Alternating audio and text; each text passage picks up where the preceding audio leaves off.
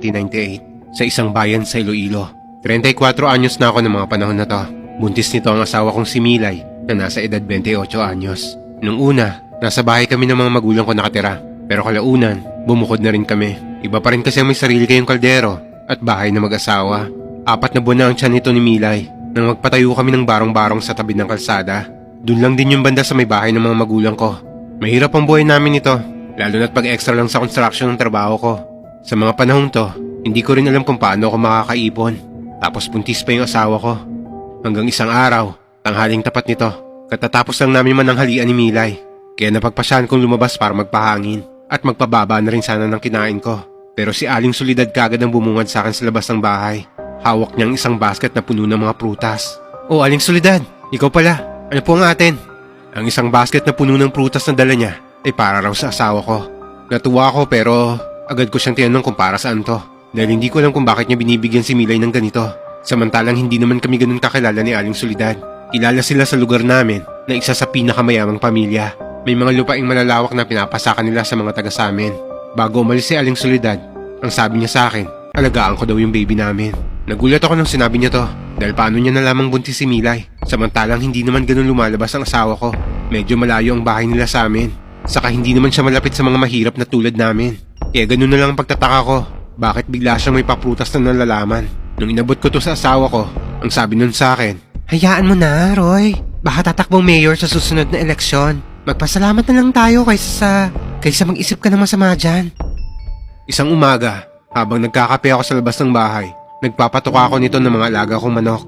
Hanggang napansin ko ang sasakyan ni Aling Solidad na padaan-daan sa tapat ng bahay namin. Hindi ko alam pero nakakaramdam ako nito ng kaba. "Roy, ano ba tinitignan mo dyan? Igupin mo na yung kape mo at malamig na. Maligo ka na rin at baka malate ka pa sa trabaho mo." Napansin ko kasi yung sasakyan ni Aling Solidad eh. Kanina pa pabalik-balik dito. Ang sabi sa akin ni Milay, baka nangangampa niya raw, kaya pabalik-balik.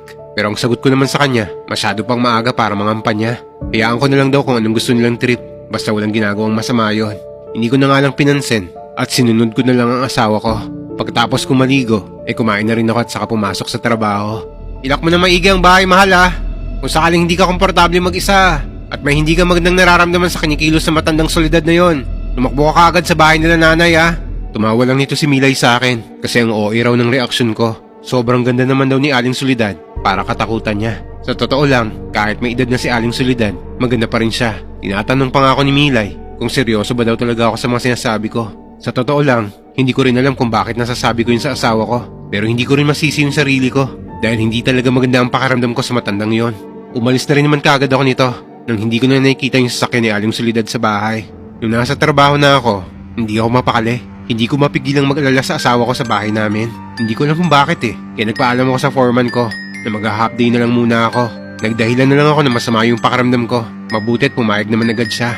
Nagmadali akong umuwi sa bahay at bumulis ang kabog ng dibdib ko nang makita akong sasakyan ni Aling Solidad. Nasa labas ng bahay namin to. Agad akong pumasok sa bahay at naabutan kong hawak-hawak ni Aling Solidad ang tiyan ni Milay. Nang makita ko to, binitiwan kaagad nito ang tiyan ng asawa ko. "Oh Roy, ba't nandito ka na? Tapos na ba ang trabaho mo?" "Masama kasi yung pakiramdam ko kaya pinauwi na ako ni Foreman." "Ikaw pala, Aling Solidad. Ano pong ginagawa niyo rito?" Ang sagot sa akin nito, naghatid lang daw siya ng mga prutas para kay Milay. Palis na rin daw naman siya at napadaan lang daw. Nang umalis na siya, pinagsabihan ko si Milay na bakit siya nagpapapasok sa bahay nang wala ako. Dagdag ko pa, masyadong delikado dahil buntis siya. Pero sinagot niya lang ako ng huwag daw akong mag-alala dahil si Aling Solidad lang daw naman yon. Maganda raw ang pakay ng matanda sa kanya. Katunayan nga raw ay niyaya pa siya ng matanda na mamasyal sa bahay nila. Hindi ko talaga lubos maisip dahil hindi naman ganito parati si Aling Solidad. Dati sa tuwing makakasalubong namin siya ng asawa ko, hindi naman to namamansin. Pero ngayong buntis ng asawa ko, parang gusto niyang alagaan si Milay. "Hindi mo maaalis sa akin na mag-alala, mahal. Mag-ingat ka sa mga taong hindi naman natin ganun kakilala." "Oo na. Hindi ba masama ang pakiramdam mo? Magpahinga ka muna." Sinabi ko kay Milay na hindi naman talaga masama ang pakiramdam ko. Kinutuban lang ako kaya umuwi ako. Duda talaga ako sa kabaitan ng matandang yon. Pero sa tuwing sasabihin ko to kay Milay, inaaway niya ako. Nagmamagandang loob ng araw yung tao. Pag-iisipan ko pa ng masama. Hindi na ako nakipagtalo pa sa kanya. Dahil alam kong wala rin namang magandang idudulot to.